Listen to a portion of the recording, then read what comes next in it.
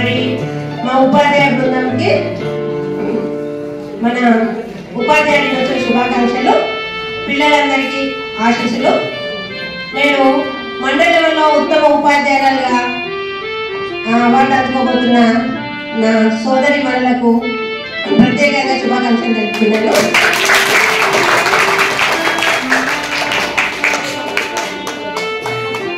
ఈరోజు ఉపాధ్యాయ దినోత్సవం జరుపుకుంటున్నాము, మనందరూ తెలిసి ఇక్కడ సమావేశమైనము. కానీ విద్యార్థులకు ఉండాల్సిన లక్షణమే మీలో కనబడట్లేదు. మెయిన్ ఇందాక మానటి మేడం చెప్పింది ఏంటిరా,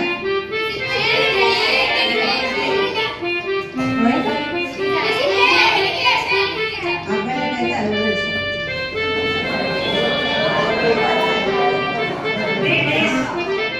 అని చెప్పిందా నేను కూర్చున్నప్పుడు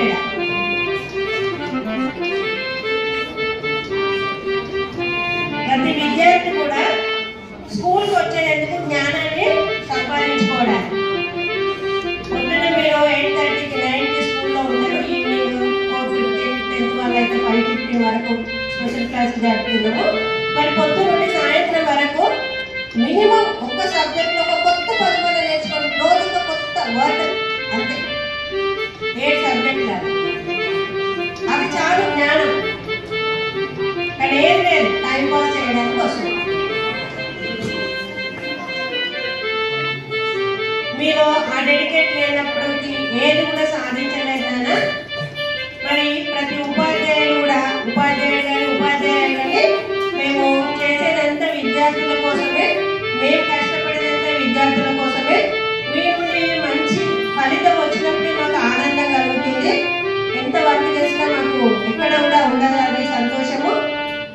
మరి నేను గమనించింది ఏంటంటే, ఈ స్కూల్కి వచ్చి 1 year అయిపోయింది. ఇప్పుడు వచ్చిన 6th class పిల్లల్లో ఉన్న డెడికేషన్, డిజైర్ అనేది నేను ఏ స్కూల్లో కూడా చూడలేదు ఇప్పటి వరకు.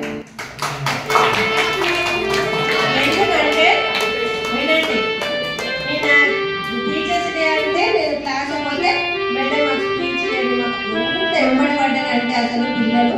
మళ్ళీ మినిమం సార్ పిల్లలు కూడా ఉన్నారు, 9 మంది తేజస్వి కానీ శరణ్య కానీ అందరూ కూడా మేము చెప్తామని ముందుకు వచ్చుకోలేదు తప్ప వెనక్కి పోయడం ఎవ్వలేదు.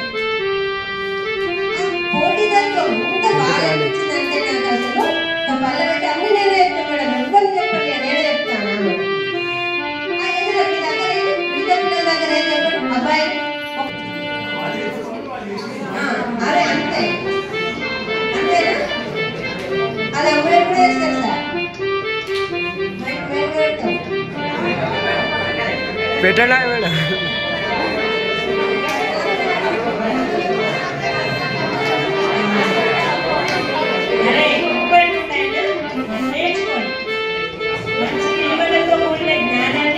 మీరు సంపాదించాలని మీరు ఉపాధ్యాయులను అనుసరిస్తే సరిపోతుంది, అంతే. ఏం కొత్తగా నేర్చుకోవాల్సిన అవసరం లేదు. మీరు చేసేట్టుగా మీరు అట్లా ఫాలో అయితే అయిపోతుంది, అన్నీ వచ్చేస్తాయి. మరి భవిష్యత్తులో కూడా మీరు మంచి మార్గంలో నడిచి ఉన్నత శిఖరాలను అధిరోహించి మంచి క్యాండిడేట్స్ గా మళ్ళీ మన బడికి వచ్చి అందరినీ కలవాలని మనస్ఫూర్తిగా కోరుకుంటూ ఈ అవకాశం ఇచ్చిన సార్కి ధన్యవాదాలు.